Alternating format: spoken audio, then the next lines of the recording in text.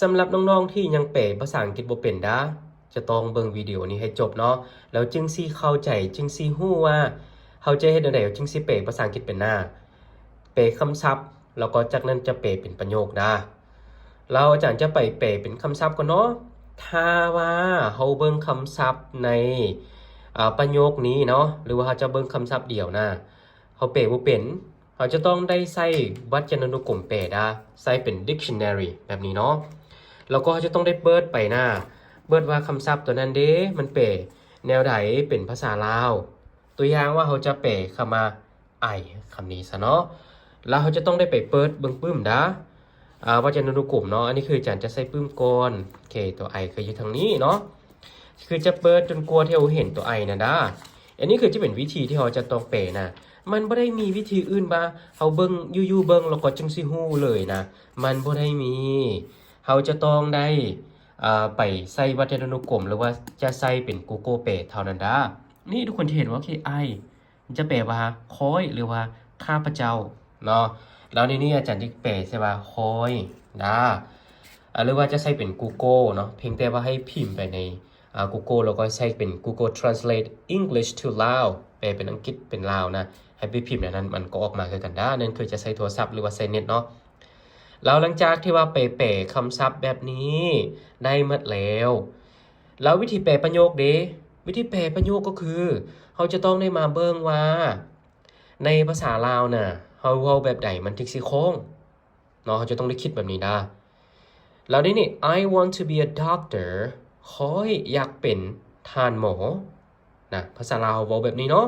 หรือว่าขออยากแม่นทานหมอได้บ่ก็โอเคก็พอเข้าใจอยู่เนาะแต่ว่าที่จริงคือข้อยอยากเป็นนะอยากเป็นทันหมอแล้วฉะนั้นคือจึงแปลแบบนี้นะแล้วถ้าว่าจะเปลตำโตนะนี่ว่าคอยอยาก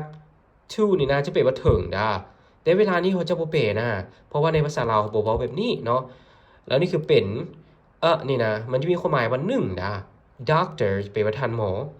ในนี้เขาจะบ่ได้เปลตรงๆว่าคอยอยากถึงเป็น1ทันหมอ noในภาษาลาวเขาใช้ว่าคอยอยากเป็นท่านหมอฉะนั้นคือจึงเป็นในนี้แต่เวลาที่จะเปลคำศัพท์แต่ละตัวนะจะเป็นตามนี้นะ